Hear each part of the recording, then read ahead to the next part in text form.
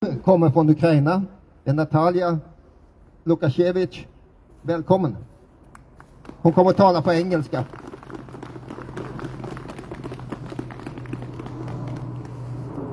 Hi, and okay. So today is 273rd day. Okay, great. So today is 273rd day of war in Ukraine.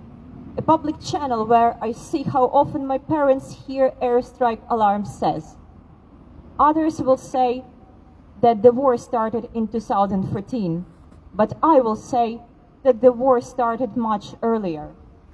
This week, on the 26th of November, we are going to have an anniversary, 90 years since Holodomor in Ukraine started. My grandmother was 8 years old in 1932. More than 4 million people were intentionally starved to death. Grains, crops, roots were taken from village families, even those things which were saved for the next year to plant.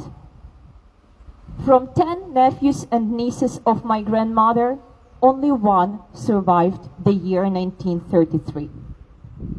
Nowadays, Holodomor is considered to be the genocide of Ukrainian nation. What's going on every day is the genocide as well. We can see it in Bucha, Irpin, we can see it in Izum. We now can find it in Kherson. But together with them, there are towns and cities, for example, Mykolaiv, which are being left without drinking water for more than half a year. There are people who lost their houses, and we can say that it is repeated again.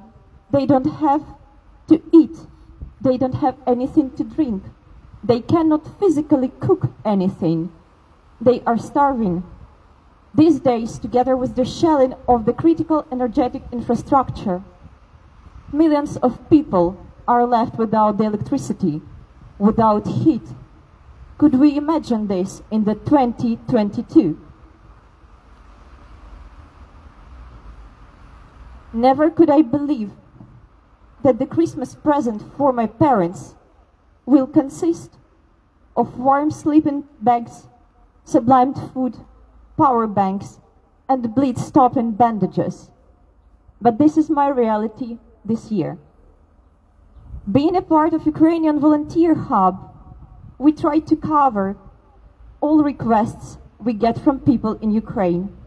We have been working since the second day of war, and we help people with hygiene, medicine, with food, and also we help our defenders who are standing not only for Ukrainian freedom, but they are standing for values and things which I, you, us, are taken for granted these days. But now this is something Ukraine has to fight for. Thank you.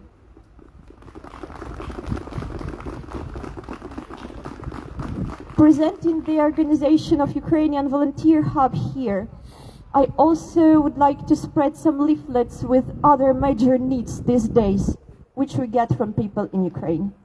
And I also would like to say thank to all people in Sweden who has already helped us, for you who keep coming to these protests, and for everyone who will help us in the future. Thank you very much.